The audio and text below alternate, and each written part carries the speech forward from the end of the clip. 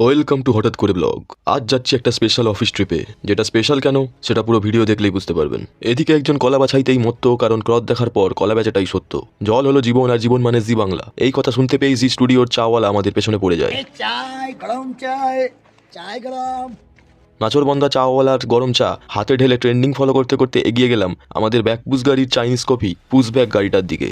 গাড়ির ভেতরে প্রবেশ করতেই দেখলাম সব সিট ফুল হওয়া সত্ত্বেও কন্ট্রাক্টর সিট খালি বলে চিৎকার করছে না। তারপর রিয়েলাইজ করলাম যে এটা সাউথ বেঙ্গল বাস নয়। ছোটবেলায় পিকনিকে যাওয়ার আগেও উদাম ঠেঙিয়ে পড়তে বসাতো বাবা, তাই ফার্স্টেই একটু এবিসিডি গান শুনে নিলাম।